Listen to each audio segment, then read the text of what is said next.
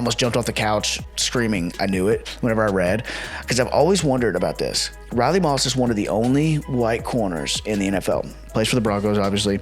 Riley Moss, and he wears sleeves, like long, baggy sleeves. And I have always said and thought and said to my wife that I think that he wears those because he wants to hide his skin color. I really do. Like, and it seems now where I didn't totally understand it is because, like, the player that they come out to see you, like, they're going to see your skin color. And if anything, like, I found it to be an advantage, because corners did that also to me whenever I played receiver, for example. Like, the amount of times that I lined up and immediately was discounted as like, oh, this is, easy work.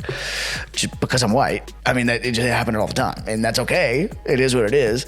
That's part of sports culture.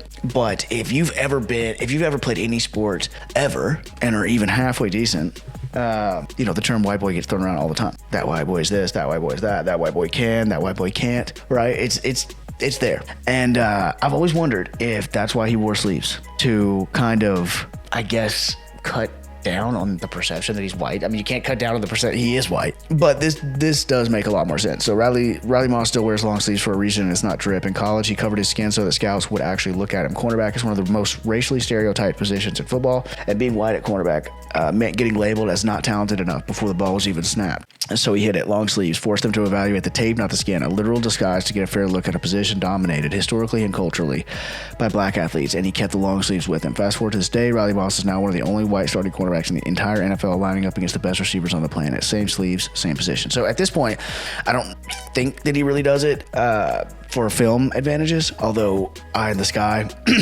and Eye in the Sky view would that would work for that. So perhaps he's still doing it from a film studying perspective as well. But I do think that that's pretty interesting that he thought that out to do that as he was coming up in his football journey, because that definitely is a real thing. Crazy thing is, this would be such a racist thing if it was backwards. Right? Our Jackie Robinson? Our Jackie Robinson. God forbid, white boy. Oh my, that is. Our Jackie Robinson is hilarious. God forbid, white boy have a little emotion. You know what I'm saying. So anyways, that's quite enough on Riley Moss's sleeves. Put some respect on the white DBs and the white receivers. We got a little twitchiness in us as well.